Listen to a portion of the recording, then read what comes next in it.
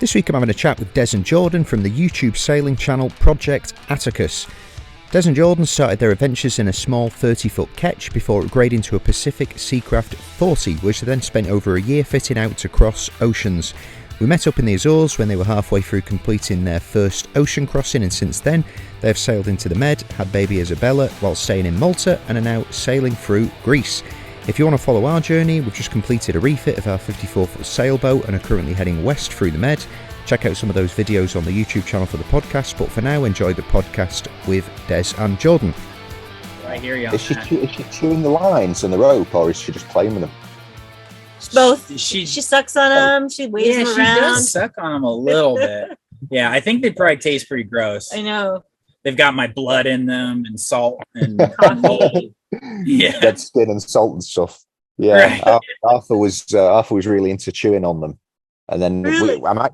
I'm in Sardinia at the moment, so I think we'll be back in Spain in like a week, and he's going to come on the boat. And I just keep on looking at the navigation panel, and I'm just like, every single button on that thing is going to get pressed while we're under sail. I'm sure of it. Yeah, totally. Yeah. So how'd the refit go? I haven't really talked to you since you were in the middle of it. Yeah, cool. Well, I got everything done that I wanted to get done. So all the aesthetics and just getting like the basic mechanics overhauled and all that type of stuff. So that went really well. Dropped it in the water about 3 weeks ago, and we've had like crappy weather since then. So it's taken us a while to get to Sardinia. But we're here. So usual like teething problems, like got it in the water. Alternators didn't work. Generated a new impeller. We had a disaster, actually. So we were crossing from Zakynthos to Sicily, and I knew the raw water pump needed replacing because it was dripping a bit, but it died like about 10 miles after leaving Zakynthos, which wasn't a problem because you had winds, but then the winds died and we were just floating for like 12 hours. So then we got like about 6 hours of sailing, and then it died again, but the sea it just turned into a glass lake. So I was like, okay, we're going to be here for days. I'm like, we haven't got that much food. So, we rigged I took the bilge pump out. I put the bilge pump off the transom, attached a hose to the bilge pump, and then stuffed the hose like inside the impeller intake in the engine. And it actually like moved the boat for like 36 hours at like 5 knots. So that was a winner. Yeah, wow. It was quite useful. That's clever. Wow. Yeah, I'm going to make a video on that because I figured that actually might help someone out. Like that might save someone if the raw water pump dies and they need their engine. Yeah. No kidding. And was the hose diameter just similar enough where you were able to cinch it down, or did you have to come up with some kind of weird adapter? No, it was actually perfect. So the external diameter of the hose just fit like really snug into the internal diameter of the seawater intake, which was great because it created like enough suction. So basically the impeller was spinning, but it wasn't sucking anything because the housing was like so corroded. Yeah. So it was good up to about 1,000 RPM, and then after that it started steaming. So it wasn't cooling down enough. Flow. Yeah, that makes sense. Yeah, but it pushed the boat at like 5 knots, so we were like, amazing. That's so awesome, that's crazy. Man. That is, because I've heard of like people rigging their raw water impeller to become an emergency bilge pump. I've never heard of it going the other way around. The other way, yeah. It was so funny. God. Like we pulled into this like really nice marina in Sicily called Rambusa, and it's like there's all these super yachts, and we've like got bilge pumps and hoses and buckets and stuff like all over the cockpit. Like, yeah, we look pretty dirty, like gypsies when we turned up there, but we got there, which is actually all that counts. So that got changed immediately. Oh my gosh! Yeah. So how long did it end up taking you? That crossing took us 3 days, and it should have took us like 36 hours. So. Gotcha. Yeah, we had like half a day of bobbing around, another half day of bobbing around, then like a day of motoring at like 5 instead of 9, which this boat should like motor at. So it was okay. Motors at 9 knots? Yeah, it's a super fast boat. And like, I think we, I burned a lot of diesel doing that. I did that before I like looked up the diesel consumption. So I'm never doing that again. Yeah, we're motoring at like 6 from now on. So, okay. But yeah, like I hear you. So not cruising speed at 9, but still it can do 9. Oh, we got it up to 11 actually on flat seas under motor. Wow. Yeah, and that was with like half a knot of current against us. We surprised. It's got a massively oversized engine. It's got like 110 horsepower engine, which it doesn't need. Oh wow, that's nice. Yeah, in case you need it. It was handy because on the crossing from Sicily to Sardinia, it just got crazy. Like we were having like 4 meter waves, and I think we had like 35 knots on the nose. And the sails just weren't doing anything. Like they just weren't getting us over the waves. So yeah, the engine like saved us, but it cost me a lot of money to get here. I burned a lot of diesel. Yeah, I can imagine. Yeah, that's cool. Yeah, I can appreciate oversized engines here with all the med mooring and stuff that happens. I didn't think this engine was undersized until we started doing this kind of stuff. And now I'm like, wow, I could use a little more oomph sometimes, Yeah.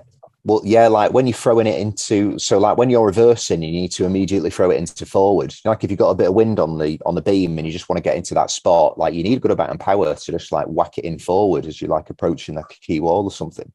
But in general, you need a good engine if you're sailing in the med because there's not actually that much sailing. It's mostly like plant a motor, and if you can get the sails up, that's a good day.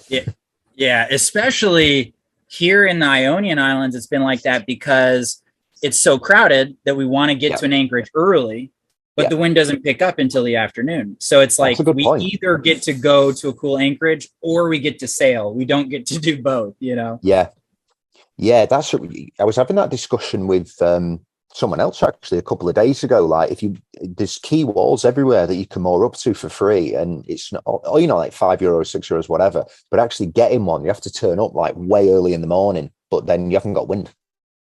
Until like 10 or 11 o'clock usually. Right. Yeah, totally. Yeah. So where are you guys now? Where are we? I know. We're in the Ionian Islands. Okay. We're in Greece and we're off of Kostos. The island is called Kostos. It's just this long, thin sliver of an island, and we're just in the thick of it right now. There's so many charter boats here. There's so many people. August is probably the worst time of year here in terms of the crowds. And so yesterday we found a really cool anchorage. Ran lines ashore, like the anchor was set really, like everything was perfect. It was beautiful. And then the next day it was just hordes of boats came in and anchored all over us, and like the craziest anchoring you've ever seen. You know what I mean? Like one guy literally ran into another boat while he was anchoring. It's like, and the boat was at anchor that he ran into. He was like, oh shit. And then he dropped his anchor like next to the boat that he ran into.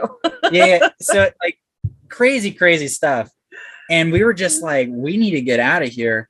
And then this morning when we tried to pick up anchor, of course, someone had anchored over our chain, and so we bring the anchor up and we've got their anchor, and I'm trying to motor because we're right next to another boat that had anchored right next to us.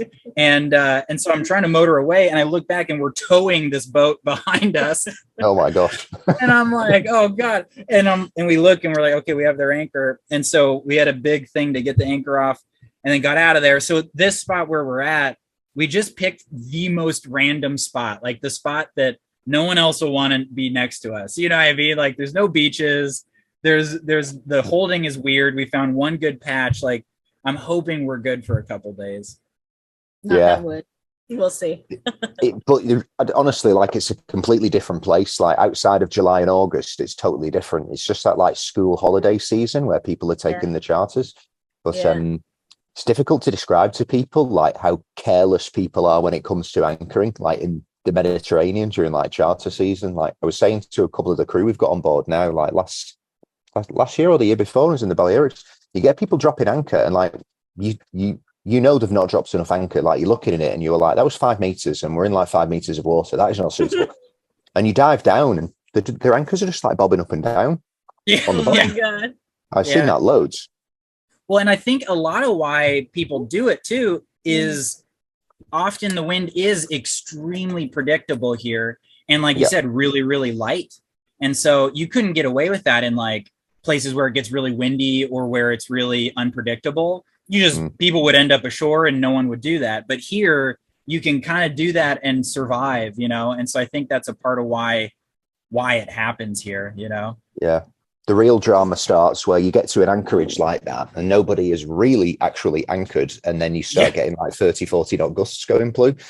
Like it's hilarious. Like you will never have seen so many boats like banging and smashing into each other in your life. It's and watching them deal with those situations, like they just start shouting at each other. No one turns their engine on. People just start screaming. Like no one has a clue. Yeah, it gets pretty entertaining. Yeah, I can only imagine. Luckily, we haven't experienced that yet. I feel like we've experienced it because every time we're in that situation, that's what's happening in my brain. I'm like, okay, a squall comes through this way, this happens, total devastation. Okay, we can't anchor here. How about over here? So I'm always visualizing it. Luckily, we haven't actually been through it yet with in the situation you're describing. Yeah, no, it is weird. It's just like when you start anchoring around these parts in like charter season, you're not so much focused on like the wind or the conditions. It's just like the other boats around you, and that's like literally the only thing you're worried about. Yeah, totally. No, I feel that, and even like with short scope, like this is such a fascinating topic to me because I got into sailing by doing a lot of research, right? And I read all the books, and I was reading about scope and what appropriate scope is. And then you come here and the risk of having an appropriate amount of scope that actually can increase your risk because now you're going to bang into all the boats around you. So sure, your risk of dragging has reduced, but your risk of impacting other boats who are on like a 2-to-1 has gone up. And so you actually, to like the ideal scope from a risk standpoint is kind of a short scope, which is just took me a long time to accept that. At first I was like, no, I'm going to do 5-to-1. Like there's some wind that might come or whatever.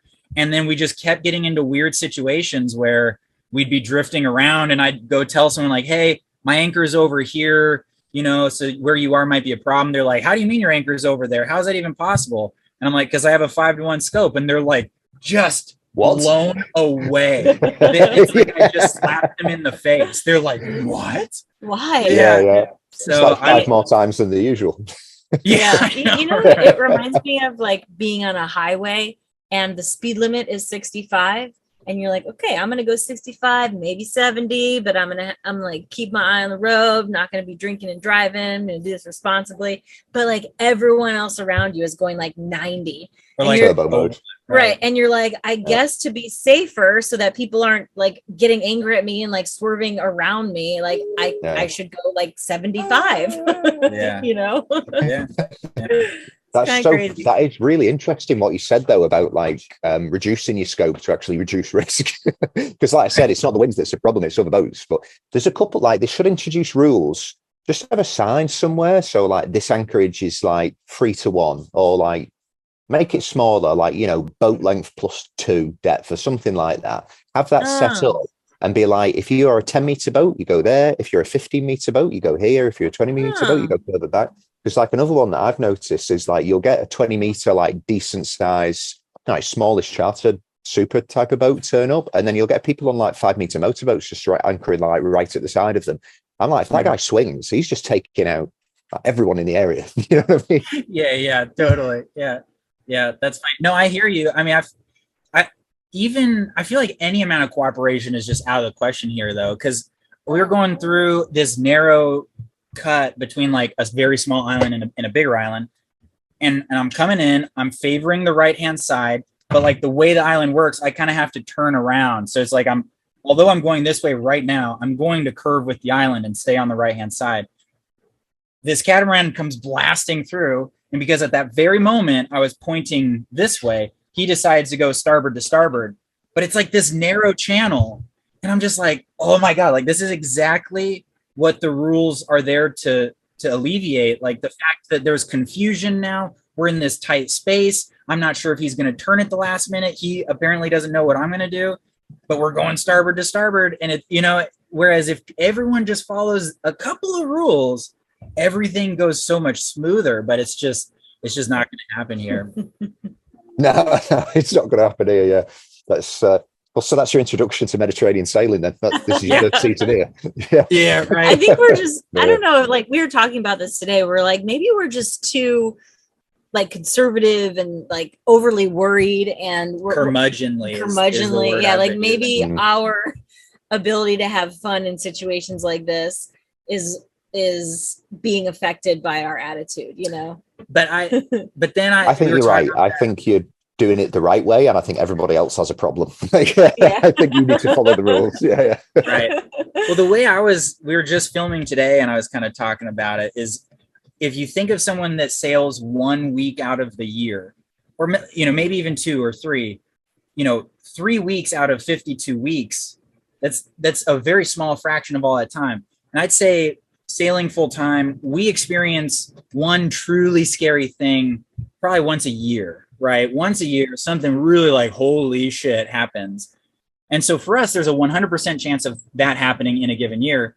For a charter person, if they do 1 week a year, they've got a 1 in 52 chance that something truly scary will happen. So it's a very small risk. They'd have to charter a boat every year for 52 years before they have one scary experience, whereas we're going to have a scary experience every year until we stop doing this. So if you think of it like that, it starts to make sense why like we take way less risks, we're way more conservative, and then they're taking kind of extreme risks and they don't seem to have consequences for that. So it makes sense when I started looking at it that way, but not sure if that has any like applicable lesson to be learned, but well, I think so. Yeah. Well, it's like, imagine you're on the highway, like everybody on the, unless you get like a new driver, everybody on the highway is probably following like a similar, 9 to 5 working situation. They've all got a similar amount of experience. If you've got somebody and you just put them on the highway 1 week a year, like they'll be swerving around, they'll be like doing dangerous shit all over the place. So yeah, and they wouldn't have that fear of knowing like what could happen if you do something stupid. So yeah, that actually makes very good sense. Maybe we should write a book on this topic. I know, Mediterranean charter boats. What's it like compared to the Caribbean? Because I've sailed in the Caribbean a number of times, but I've never like properly cruised. Like, is it similar there, or maybe not because the anchorages are so much bigger? So, I mean, we never cruised the Eastern Caribbean, which is on a sailboat. On a sailboat. Yeah, we worked there when we both worked on super yachts, but we never were on a sailboat there. And so I feel like the Eastern Caribbean is like the Greece or the Balearic Islands of the Caribbean. Like I think this kind of stuff happens there, I would imagine. But in the Western Caribbean, it was a lot fewer boats. The boat to like anchorage size ratio was way lower. And so even things like proximity, like having done most of our sailing in the Caribbean, then coming over here, like my sense of personal space at anchor was much bigger than for people here. Even if people aren't being kind of jerks about it, like even if they're being responsible, the like acceptable distance between boats is a lot smaller here. So I think that's kind of a Western and Central Caribbean thing.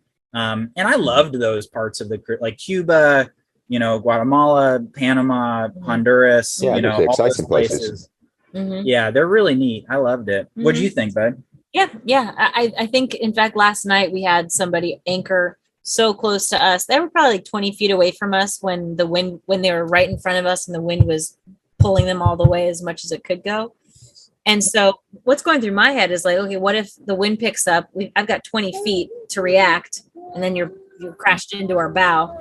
But it's totally flat and calm, and everyone's out on the bow, like enjoying the sunset. And I'm just out there, like staring at this family. And like, if I whispered to Isa, they could hear me, And so I think I'm having like get used to that as well, But also, I think the dynamic is changed because of how somewhat settled and predictable the weather is here at this time of year. I know it's not like that all year round, but July and August, it's incredibly predictable and light. I mean, it's so light. Whereas just about nowhere in the Caribbean that we were was it like that. Like it was windy a lot of the time because it was the trades. And we had a lot of like systems come through. Yeah. And then holy moly, like Panama would have really light winds, but you would get like a squall every other day, basically. Yeah. I mean, it was just constant. So you almost had these forces that flushed out the people that were making stupid mistakes a little more regularly, I feel. Yeah. Mm-hmm. We need to scare people more in boats. Then they'll probably be better at sailing. Yeah. All right, I want to ask because, you've gone through like a lot of transitions since you started cruising, but this is definitely the biggest one. So, how's it been adapting to being a parent on a sailboat? Yeah, I guess. I think honestly, the sailboat part has been way easier than I thought it would be. Mostly because Jordan has basically taken over all sailing responsibilities. So I'll help him when I can and when he needs my help, but I'm pretty much on baby duty full time, and I really like it that way. So as far as having a baby on a boat, I mean, I think it's going really well so far. As far as just like being a parent, I gotta say, like, I really sucked the first like month and a half. Like, I feel like 2 months. I was just like, really hard. You gave her an extra month. Yeah, I was like, and it had nothing to do with sailing. Yeah, it had to do with being in a foreign country. Yeah, like having her. If we had her down the street from our parents' house, where there's no cultural difference, that would have been a lot easier. Yeah. We were in and out of Airbnbs. Yeah. And she had medical problems. She still has medical problems. So we were like seeing lots of doctors. It was very stressful. And I didn't handle it well. And even that, we were in and out of doctors, but Malta has a nationalized healthcare service that we were not a part of. Right. So we were outside of the bubble or the umbrella. And so there was just a lot of logistics to like tap in and out of that, that just made the whole thing a little more stressful. So, So I think that had more to do with it, really. Yeah, I would say people told me before having Issa that like kids are so adaptable. So like, don't even worry about your lifestyle because that's all they know. And like, I found that to be so true. I'm sure you find that too with your, your son's name? Arthur? Yeah. Arthur. Like, I mean, she has no idea when we're underway, heeled over at like, 35 degrees. And we're pounding into the wind, and she's just down below, like la la la, loving it. Yeah, because if you're just laying there, the motion's not that extreme, right? She's just like, we're kind of bouncing around now. Yeah. So having a baby on a boat, I found to be like the easiest part of everything. Figuring out how to be a good parent has been harder. Figuring out how to be like business It'll always be hard as well. Like that's an ongoing thing, isn't it? Gosh. Well, and even like the sailing part hasn't been that hard, I don't think. I'm sure there's so many different ways to split up the roles. What we decided is that I would just do the majority of the boat stuff and she would do the majority of the baby stuff. And that's been working.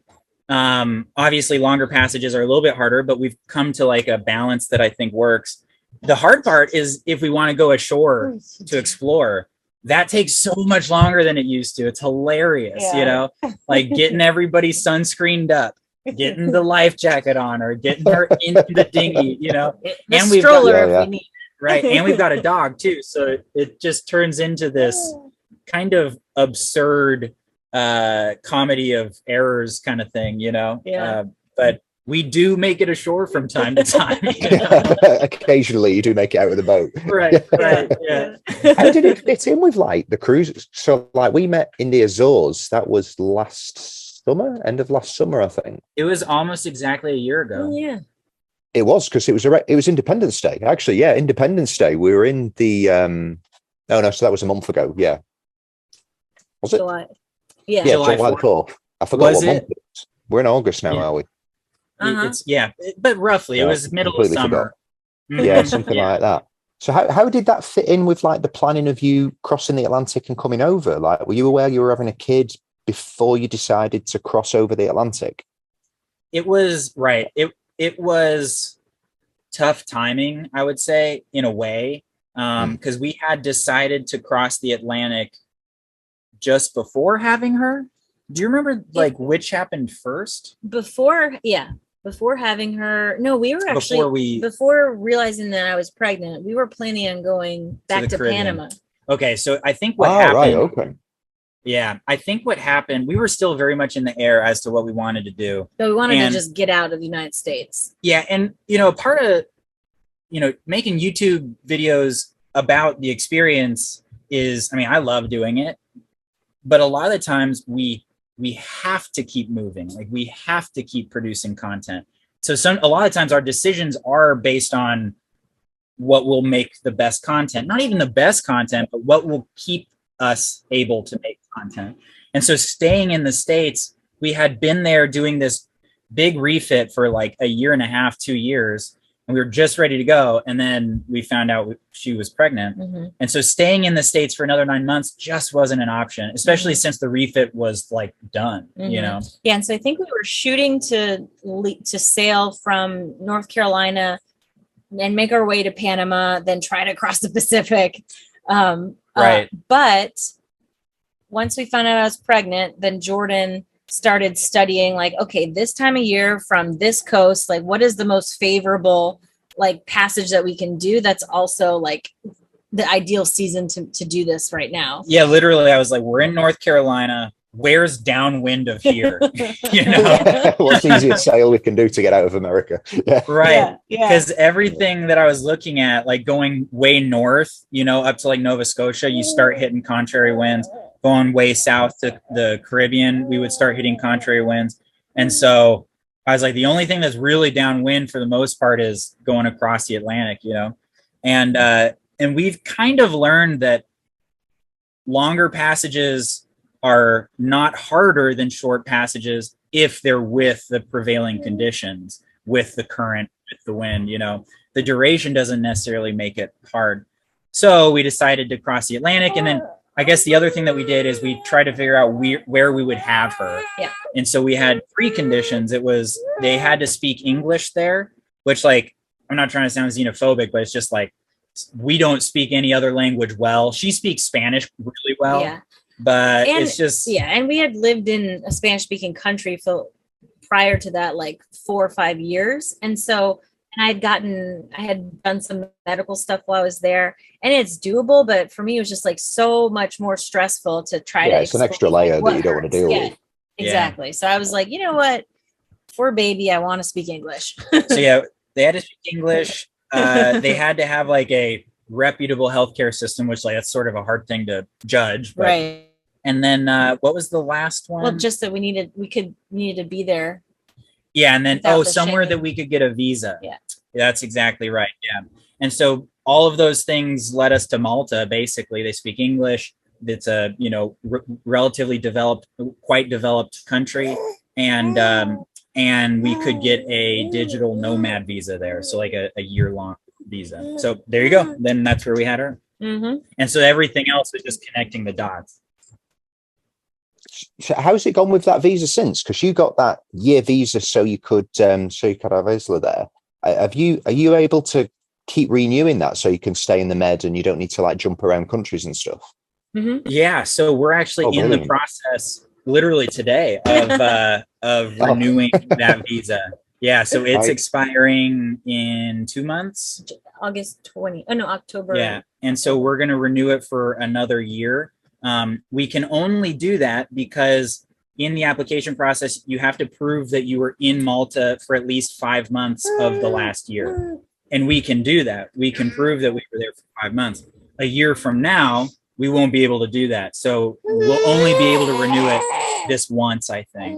But we'll get, a solid, year and change of not having to do the Schengen shuffle, which even that I was curious if it would work. We were getting really mixed reports. So coming to Greece was the big question mark. Are they going to accept these Maltese IDs, or are they going to want to see our passport?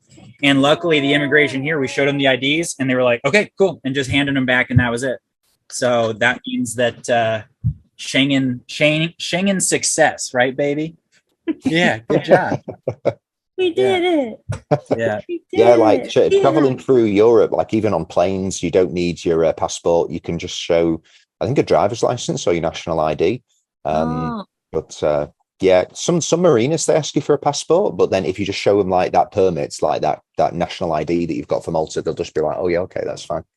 That's awesome. Yeah, totally. It's so, you're so lucky that you're actually able to get that, because I think there's 26 countries left in the EU now or something that can travel freely, but like everybody outside of that, they can't. It's basically like all of the Americans and all of the British people now, Australians, that type of stuff. But it makes life a lot more complicated for people like wanting to cruise around the Med. You have to like go to Montenegro or Tunisia or Gibraltar or something crazy. Yeah, it's a very difficult challenge because, I mean, I was figuring out what we would do, before we realized that this was the silver bullet. And there's very few places to get out of the Schengen, and they're not conveniently located, especially now that Croatia is a part of Schengen. Yeah, and a lot of them are places where like you wouldn't ideally want to go anyway. So like you end up like staying in some random like North African countries, and you basically just locked in marinas for like 3 months because there's no cruising grounds, or you don't want to venture into the cities like too far because they're not the safest places.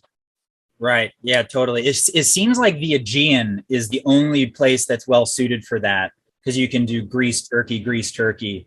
And but other than that, it seems like a total nightmare. Yeah.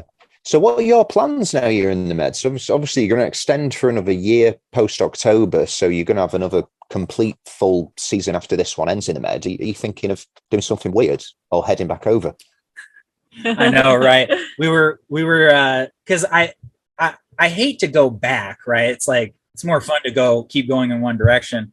And I was talking to Dan and Kika from Sailing Uma about it because they're in the Med and asking themselves the same question. And they were like, what we should do is like, we should put our boats on trailers and trailer like across the Middle East and like get over to the Persian Gulf. And then we can drop down into the Indian Ocean from there. And I was like, that's like the craziest idea I've ever heard. Very weird one. Yeah, it's really weird. Because, going down the Red Sea is great in the Red Sea. But then once you get to the Indian Ocean, you're against the wind and against the current, no matter where you try to go. And like we were saying in my book, it doesn't matter how short the passage is, that's just going to suck. So, and they're long passages. So, I don't think we're going to do that. What I think right now, my plan is to cross back to the Caribbean, not this December, but next December. That's the plan right now. And then hopefully cross the Pacific. I think by then Issa will be 3. And we've been kind of in communication with Delos, and they just crossed with Sierra, and she just turned 4. So they were saying like 3 is a pretty good age to be able to do that. So I don't know. What do you think with Arthur? Like, what do you think what your comfort zone with long passages with him? God, it's going to be a challenge. Arthur's like literally just started talking because like we spoke about it. He's like he's autistic, he's on the spectrum and stuff. So like we have no idea. Yeah, he's got to the point where if you say no, he will get a bit annoyed, but then he will stop. So like I think it might become like a little bit more safe. But I think for a normal kid, I would imagine like 3 is fine. Like I've watched like a bunch of the videos that Brian has done, and his daughter is like very well behaved, it seems. So that's okay. So I would have thought 3, 4 is okay. I think as long as you can, like if the swell picks up and it gets too much, as long as you can put them in a room and shut the door and just be like, stay in your bed, and they will do that. I think that is probably the safe spot when they can get to that age. That's a good point. Yeah, where they will stay in the safe area. Yeah, that's what I'm basing it on. Like we will not be crossing any oceans until he will follow a very strict order to stay in your room, lean against that like cabin, and just stay in that corner of the bed, and then you're fine. Right. So like when you can do that, I think we'll go for it. Yeah, I hear you. Yeah, but a lot of what's go on. Go on. Oh no, I was just going to say, because we were talking about the Red Sea and putting it on a trailer, which is like super creative. But I did a podcast. The kind of idea that Dan and Kika would come up with. Yeah. So I did a podcast with a couple that have got a YouTube channel called Follow the Boat. They're called Liz and Jamie. Yeah. Really cute, like British couple, and they've been cruising for years, like so much experience. But they did it that way. So they started off in the Med, and then they've gone through to Asia that way. But it seems completely doable. Yeah, a lot of people do it apparently. And they were just in the Med, and they were like, I think they sailed the Caribbean before, so they didn't want to go. Oh no, I think they spent a lot of time in the Caribbean before, so they didn't want to go there. And the story goes, they were talking to a friend in Anchorage, and they were just like, well, let's just go through the Red Sea and go to Asia, because that's probably a nicer place. And they just went for it. They expressed like no issues of doing that. They said it was like really pleasant if it's well timed. Just got to avoid like Yemen and stuff like that. But other than that, I think it's fine. Totally. I'm so glad that you mentioned that, because when when they popped up on my radar, they were already in Southeast Asia. And because as I understand it, if you want to go east in the Indian Ocean, you got to do it in monsoon season, right? Is that kind of the issue? Is that you got to deal with a lot of rain? Yeah, I'm not sure. I never intend to do that. So, I've never looked. I've never looked in. I'll put you in touch with them so you could chat with them about it, because they're both like super competent sailors, and they know the seasons there really well. Because like I think they just started making videos like when they were there. And when I did the podcast with them, they said, "No, we went through the Red Sea and we went that way around." I was like, "Oh wow, I've never heard of anyone doing that before." That would be super cool. Yeah, the only bummer about that is that it's really hard to get to like French Polynesia, which, honestly, you're gonna have to go back on yourself. Right, because even it's hard the rest of the way, because even if you get to Southeast Asia, it's hard to keep going that way. I mean, so although that's tempting, I don't know, man. I kind of like with our philosophy on crossing the Atlantic, I feel like for us, even though it's a whole lot longer and a way out of the way, I think just going with the wind might be the thing to do. We'll see though. Like we were talking about earlier, sometimes when we have to make decisions based on the YouTube channel versus what we not prefer, but like what would be personal preference. Like we might need to do something more interesting. So you might put your boat on a trailer and take it to Dubai. Who knows? Yeah. we were already talking about the thumbnail opportunities, like the dust mass with like a dust storm in our boats behind us, Yeah. It's a cool place to sail. It's probably not the most conventional way to like check out of countries. It will be a bit difficult, but yeah, it would be interesting. I mean, like the city in the sky. I lived in that part of the world for like a long time, so yeah, it would be very interesting. Dubai? Yeah, in Dubai, and then I spent a lot of time in like Saudi Arabia and Qatar and Kuwait and all that type of stuff. So I am tempted to, once we go round the correct way, I would be tempted to go into like the Persian Gulf and experience. It would be cool to like sail to Iran if that place ever becomes safe again. Who knows? But it's really unexplored by sailboat, and there's a lot of like very nice, beautiful shallow water. So yeah, it would be cool. But I couldn't put my boat on a trailer and take it there. It's a bit too big. Yeah, I hear you. Yeah. So obviously, like the idea here is to get to French Polynesia and just experience that. Yeah, that's been our goal since the very beginning, ironically, which we've had a lot of really cool adventures not accomplishing that goal at all, or getting closer to it. We've gone farther away from it. Right. But yeah, that is definitely the goal, is like get to French Polynesia. And then after that, what we'd really like to do is Southeast Asia. And so getting to do all that, and then New Zealand, like all of that, that whole route seems so incredible.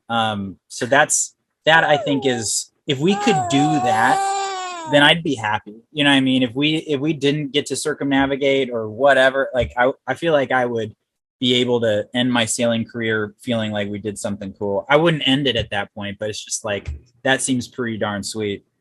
I feel the same as that. I'd be like, I won't care so much about the last part, like going through the Indian Ocean and the Red Sea, or like round in South Africa. But if I could get to Malaysia, like Thailand, Malaysia, Vietnam, Japan, all these places, that is good enough. I think.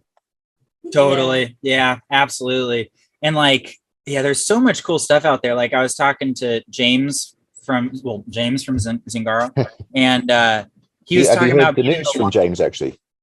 Yeah. Did he make it? Wait. Well, Anna went into labor like Anna did afternoon. Yeah. He made it, and then he found out that Anna went into labor like very shortly after. Was he able to go to be with her? I didn't speak to him about that yet. I was just messaging him last night, and he literally just got the info, and he was like, "Okay, I'll speak to you soon." So I was like, "Oh my gosh! Wow! Oh, that's so exciting!" Yeah, I know. Wow. I feel really bad because James found out that she was pregnant when Issa was like 1 month old, and he was like, "Man, what do you think? I'm really nervous." And like, I was not the right person to ask those sorts of questions at that time. I was so bleak and dark. I was like, I was like, I don't know, man. Like, I don't know how to do it myself. I have no advice for you. And then I ended up messaging him like a month ago, being like, I was thinking about that. Really sorry about that. Just want you to know everything's very stable. I feel very good about it. Like, it's great. It's been an improvement to our lives. So I'm sure you can do it. And he was like, thank you for that. Like, your first message was literally terrifying. A bit skeptical, yeah. I think he probably called me maybe immediately after he called you, because I got that exact same phone call. He was like, so, what's it like being a dad and stuff? And I was just like, yeah, it's amazing, mate. You'll love it. Like, you'll do great. Don't worry about it. He was asking about like finances and how to manage stuff. And I was like, you'll figure it out, man. Like, you do. If a family in Africa that live on like $1 a day can have like 5 kids, like anybody from this part of the world can have one, no problem. Right. Yeah. That's a good point. Yeah, absolutely. Yeah. Anyone can do it. Good person to ask for reassurance. Like, even when people are like, I'm thinking about buying a boat and sailing around the world, we're like, oh, that's a really bad idea. So it's nice to have a disclaimer, like when they do get into shit, I told you not to do this. Yeah, right. Well, that's the other phrase we were just talking about is I've been told there's 4 kinds of sailors. There's green sailors, there's retired sailors, there's pessimistic sailors, and there's dead sailors. And those are the only kind of sailors. Those are the only ones, right? I don't know how I fit into that. You people probably neither. You're not dead, you're not new, and you're not retired. So but I am super pessimistic. Super pessimistic. I'm a very cynical sailor, that's for sure. Yeah. So how have you found the boat? Because you've made like a major upgrade in your cruising life by getting this boat compared to the last one. So is this, I mean, you did a lot of research before you got it. So you made sure that you're getting the right one. But after cruising on it for like a couple of years, has it ticked all those boxes that you initially thought it would? It has, for the most part.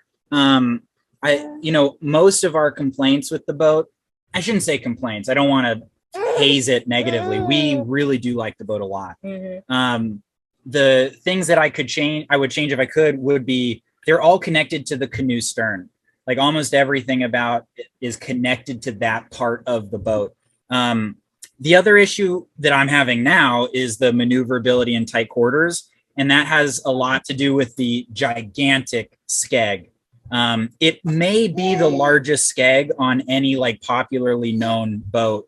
I think you could make an argument for that. I think I'm going to interrupt. It's her bedtime, so I'm going to put her to bed. Okay. But it was really nice chatting with you. Thanks for having me. Nice to speak to you. I hope to get to see you and Arthur and your wife soon. Say bye, baby. Bye, Andy. Bye. Thanks for what? Thanks for inviting us. Got a smile. You want her to say mama? Isa, say mama, mama, mama. Is not going to happen. Aww. She doesn't do that. When they're on the spot, it never happens. Yeah. But yeah, so the canoe stern, and in fact, John Kretschmer, in our boat review series and journey, was kind of our mentor through it. And even he said that canoe sterns were sort of like a thing that there was a theory about, and that more modern boats have, and more modern sterns, like not giant sterns, but like somewhere in between, probably works better than a full-on canoe stern. That theory has kind of proven to be not necessarily as like helpful in life or death situations as they had previously thought. And so, yeah, that's the one problem. It's hard to get in and out of the boat. There's bad water access, limited solar panel real estate, limited storage and livable space aft. So those are the big things. And then the other thing is, with that giant skeg, the maneuverability is pretty rough. And so, I got to hold her for a second. The maneuverability isn't that great, which wasn't an issue in the Caribbean because the marinas are massive and there's no med mooring. And so I just didn't have much of an issue with that. But here with med mooring, it's a huge problem, and we don't have a bow thruster. So this boat is, and it's funny. I mean, if I meet 100 people here, maybe one will know what I'm talking about in terms of this kind of underbody without a bow thruster. It's just no one here does that because it's so necessary to be able to maneuver in tight quarters, in the med. with small, especially I feel like in the Eastern Mediterranean. The West seems like the marinas are bigger. They don't do med mooring as much. Is that correct? Yeah, I'd say that's generally correct. Yeah, like the whole situation where you drop anchor and like reverse into a spot and like moor up to a wall, that's definitely like a Greece thing. Like you do not get that in Spain at all. People couldn't do it. Like it just would not work out in Spain. It would just be a complete disaster. But yeah, definitely. No, you don't meet that many people who've got boats like yours. I've got a couple of friends called Steve and Judy. They've got a like a YouTube channel called Fair Isle. They've got a beautiful Hans Christian, which a little bit different under the water profile, but yeah, they've got the same challenges as that. Totally. Yeah, we met them in Malta just nice. Recently, and yeah, got to see their we spoke about it. Right. Yeah, and it's funny, the boats look very similar, ours and theirs, above the waterline, but below, theirs is a full keel, so slightly different. But like you said, it's rare to see boats like that with these challenges in the Med, I think. So anyway, those are kind of what I would change about it. But otherwise, my only other issues, come from like size in a way. Like any other things that I would change, you'd really need a bigger boat to be able to change it. Like my next list that I'm creating in my brain is like, I'd really like the ability to stand a watch either inside or outside, so I would like just having some area inside where you have that visibility, you're in the boat, and you can control at least like the basic systems like the autopilot. Because when you're offshore, like that was the lesson that we learned from the Atlantic crossing is we'd be outside. And every now and then I'd be like, why am I out here? Like, I'm not doing anything, there's no boats out here. The boat's driving itself, there's no point in me even being out in the rain and the spray, there's just beating myself up. It's like there's you've got some like deck saloon models now from like Moody. So like Moody now do these deck saloon models where it's something in between like a catamaran and a monohull, which you look at and you're like, the saloon's a bit small and it's laid out a bit strange. But from that perspective, like being able to just be in complete comfort, like in your saloon and have all your navigation equipment, you've got like a throttle there, you can shoot out and control the lines. Like that is a real luxury for if you're doing like offshore passages in slightly colder climates where you don't just want to be outside for the sake of having to pop your head up and look around. Totally. Yeah, totally. Because, right, that's like where we are. The ideal boat is that it's like there's not even a Dodger on half these boats, right? Like they just want sun, total airflow, but yeah, having that flexibility would be great. And then I love the idea of a centerboard now. I didn't used to like that idea, but I'm starting to get there, man. Like the idea of tucking into tiny, especially now, like right now we have lines ashore. So we've got the anchor out and we got lines to these rocks out here. And I love it. Like it's not a big thing in the Caribbean, but it lets you kind of tuck up to wherever, if you know where the storm's coming from, you can get into a place where you're like, what storm, It's such a cool thing. And if we had a retractable keel of some kind, you could do that in all kinds of crazy places. I feel like that would be neat. Yeah, that's another thing that you do see like quite a lot of in the Meds, because especially like a lot of the islands are incredibly rocky. So you get these like tiny little coves where there's no way you could just drop anchor and swing around. But it's super popular to like chain up to rocks and stuff like that. It's the only thing that I'm jealous about catamarans of. They can just like drive straight onto a beach and chill. Like it would be actually Southerly do the retractable keels. I've seen a few people do that on Southerlies, which looks quite cool. But right. Yeah, that would be nice. Yeah, you're gonna have a challenge design in your next boat because these are all like quite peculiar things. I know. Tell me about it. Well, who kind of does all that is there's two brands that sort of do it. There is the it's the Adventure 45 and 55. What's that company? Okay. These Jimmy are made Cornell in had it. The French or the Dutch? Oh, they might not be. They're aluminum. They're aluminum. Yeah. What is that called? Yeah, remember Jimmy Cornell had one, and then he got rid of it. I can't remember the name. Oh my gosh. I'm sure they're either made in Holland or France. Everybody listening will know the answer to this. Right. Yeah. Yeah. And then this is hilarious because I love talking boats, dude. And I love talking like different kinds of boats. But then of course, like you put me on the spot and I can't remember a single name. Like we can pause it and then Google it and then just go back and, and flip it if you want. Yeah, exactly. But yeah, there's a couple brands. They're like aluminum hulls, centerboard, and then they have that sort of built-in Dodger with just a little spot. If you're on watch, like that's your spot, you know. And I really dig that. And then the full standing room like entry exit with the waterproof ceiling door. Yeah, now we're getting pretty fancy, you know. Yeah, we're getting to like the 2 million plus range here, like aluminum, like hard Dodger, all that type of stuff. No, I think if you were gonna, I really like the Moody's, like the deck saloons, like. But I think if you're going to go for that style of boat, you do need to go quite big. Otherwise, you just get like very pokey living spaces. They do one which is like a deck saloon 54 or 55, I think, or something like that. But it looks pretty perfect. It's not got the retractable keel and it's fiberglass. But it looks pretty sweet. But it depends where you want to take these boats and what you actually want to do with them and where you want to go with them as well. Like, getting an aluminium boat is great if you're going to use it. If not, it's just a massive expense and maintenance as well. That's it's much more challenging maintaining an aluminium boat, like keeping it uncorroded and all that type of stuff. That's like a completely different challenge that most people aren't used to with fiberglass boats. Totally. No, absolutely. And it's funny because I'll go down these mental roads and I'll be like, it'd be so cool if you had like this and that and that. And then I end up with this like purpose-built Arctic boat that would just suck in the tropics, you know? And then I'm like, well, wait, I actually like the tropics, you know, like shit. Okay, now what? And then you go down the other road where you're like, okay, super lightweight, trimaran, like I'm going to be the king of the Bahamas, you know, like you just go, that's what's fun about it though. There's no perfect boat. They all just do different things really well. Yeah, I think it could be done. I think the perfect boat could be designed if it stayed in one place. Because it's like you said, you're having a conversation, like you probably got similar climates in the Caribbean to what you have in the Med, but a totally different type of boat is you'd prefer for both situations.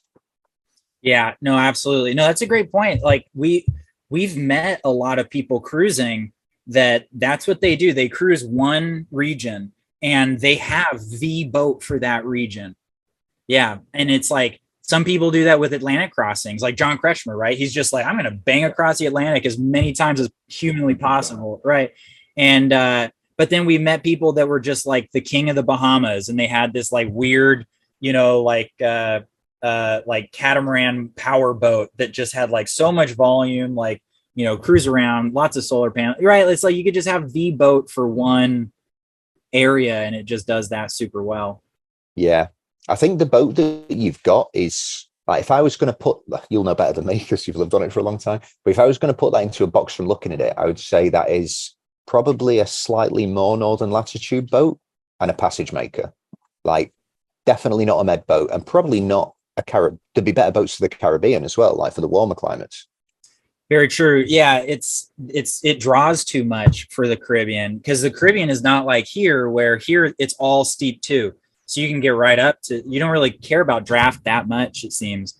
But you're right. It like in the Caribbean, especially places like Belize, like we were always having a problem with that. And that was on Atticus 1 that only drew 4.5 feet. So yeah, I think that this boat is not the right boat for someone who isn't going to cross oceans. If that's not on the list of things you're going to do, then this is just a total waste of so many like potential design elements. Yeah, it could be bigger inside, it could be more maneuverable, it could be faster, it could be so many things. Yeah, but it's like when like when you're driving on the highway and you go past like a Porsche or an Aston Martin doing like 60 kilometers, and you're like, why did you buy that car if you're only going to drive it 60k down the highway? It would be the same as if you got a boat like that and you didn't cross oceans in it. It would be just such a shame to see it just like pottering around in anchorages. Yeah. Or it's like, it makes me think of if you had some like giant lifted truck with mud tires, like trying to find a parking space in Manhattan, you know, exactly. Like that's kind of how I feel sometimes. I'm like, this is just not the boat for what I'm doing right now. Like trying to back in between all these people. Yeah. Yeah. Mate, this is a completely separate podcast. I think we could probably do another one on just chatting shit about boats for like 2 hours. Dude, You want someone to talk about boats for a long time? I'm your guy. Like we should do another podcast and pick like 4 or 5 topics or 4 or 5 locations and just like brainstorm like what would be the best boat for that environment, and like list a few boats and stuff. That would be really cool actually.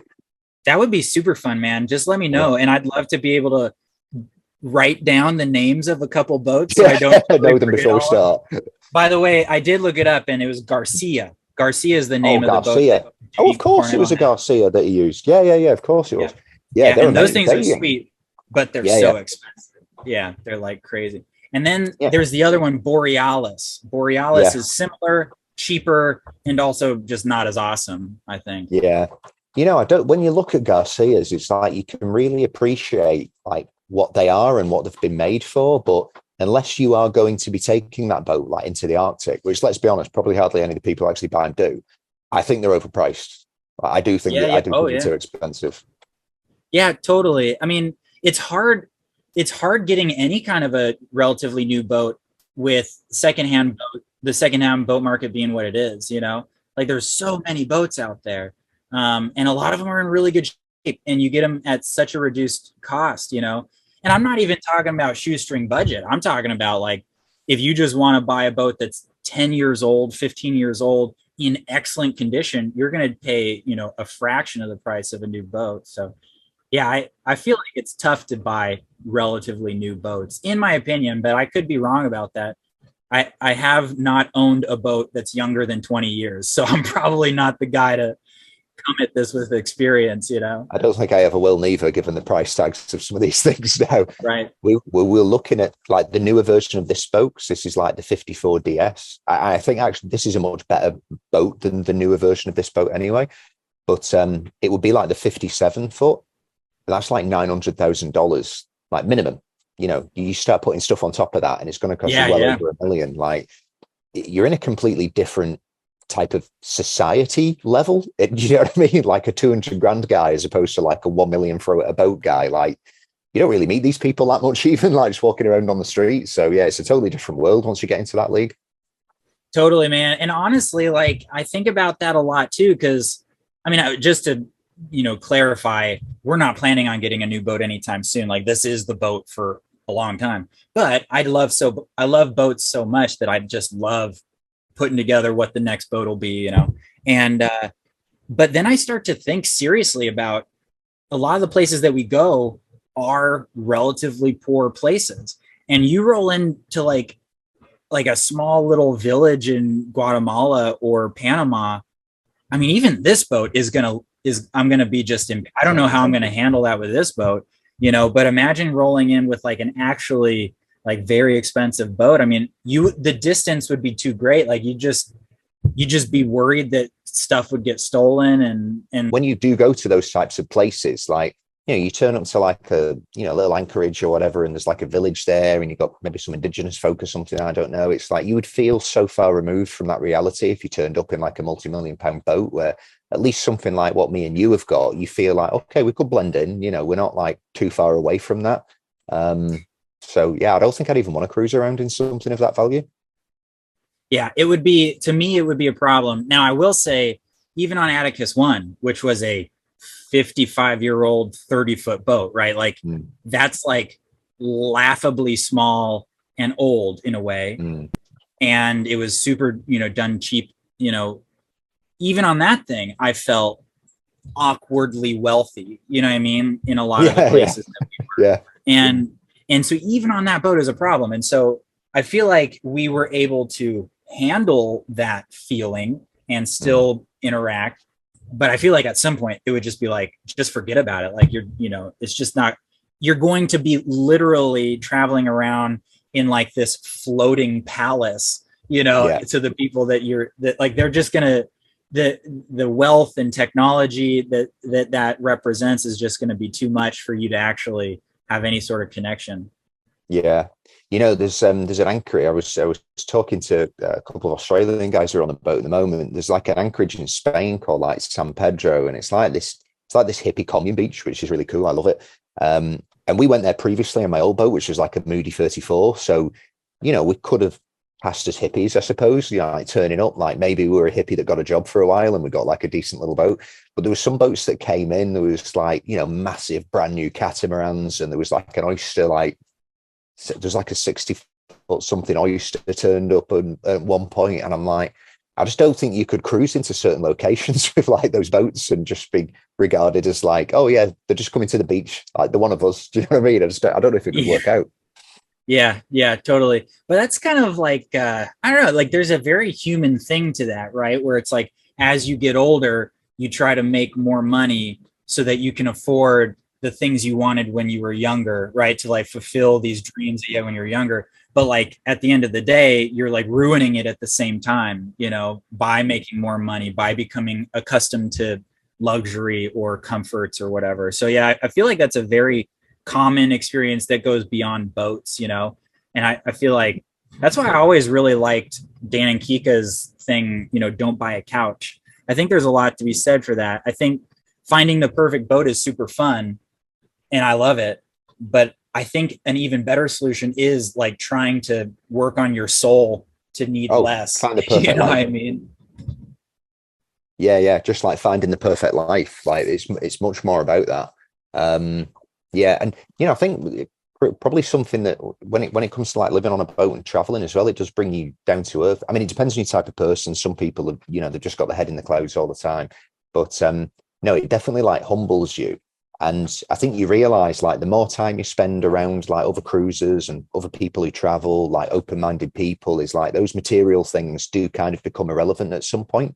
And if you're chasing them, it's probably, you know, it's your mindset, but it's not important like at all. Like get what you need to be comfortable, but maybe just like keep the wild aspirations somewhere else, because it's really not necessary if you're trying to achieve a nice life. Mm-hmm, mm-hmm. Yeah. Or if you're trying to achieve a goal too, I feel like that's one of the big things we learned through all of this is because we've done, I mean, what I'm saying is kind of hypocritical in a way because we've done so much boat work to this boat and the first one too, you know, whereas in the time that we did all this work, we met so many people that would come and go, come refit their boat for 3 months, leave, have this amazing experience. And we're still there, you know, trying to add all this complexity. But I feel like what it all comes down to is really like, what is the experience you want to have? And then what is like the kind of the shortest route for you to get there with a reasonable amount of risk and a reasonable amount of comfort. And I feel like a lot of people get into cruising without having a super clear goal. So like a good goal would be get to the South Pacific, right? That wasn't exactly our goal. Our goal was more to like go cruising. But I think that was our big problem is like our goal kind of without us knowing it became make the most awesome boat ever. And we started to lose sight of, you know, actually that's not the goal at all. The goal was to have these certain kinds of experiences, you know, these experiences you can only get from a boat. So yeah, I feel like that was something we did not very well. Yeah, but it got you where you are now. So whatever, you know, and you learned a lot in the process. So it was worth it.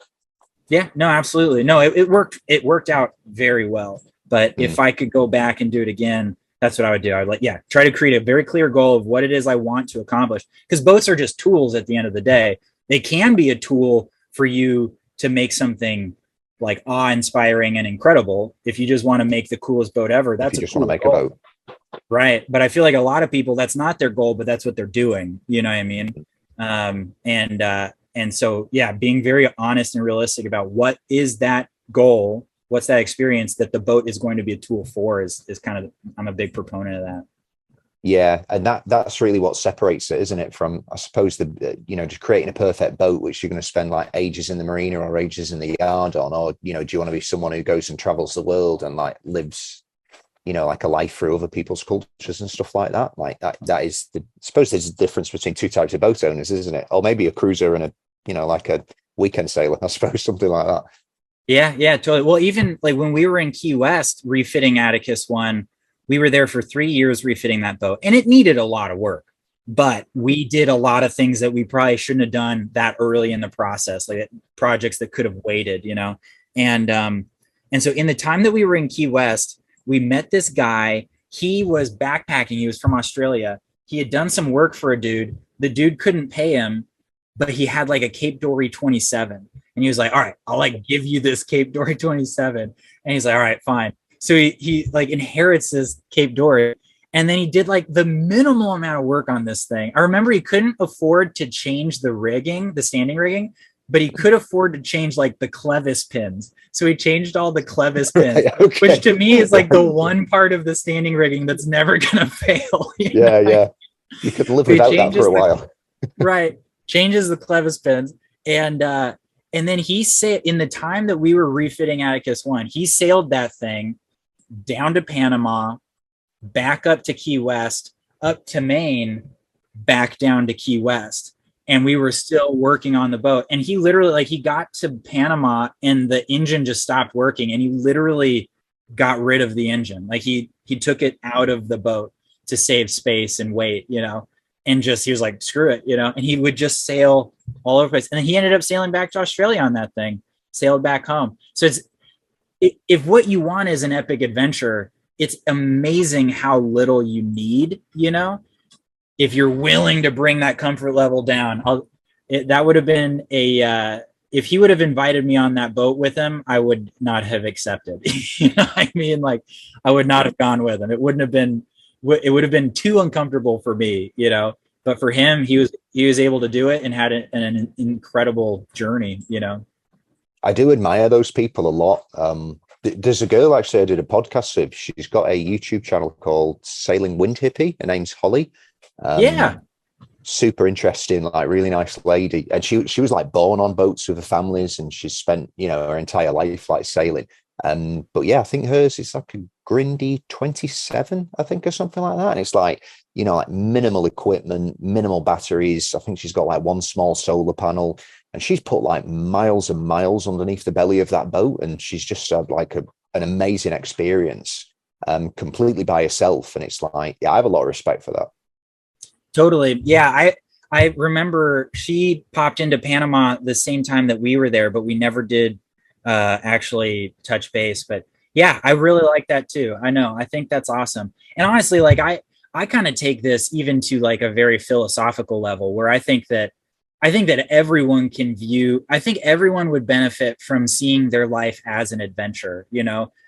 And I think that's the best way to look at it. Even if you're not on a technical adventure that other people might consider one, but like the concept that like the challenges are the point, you know what I mean? Not the thing you're trying to avoid.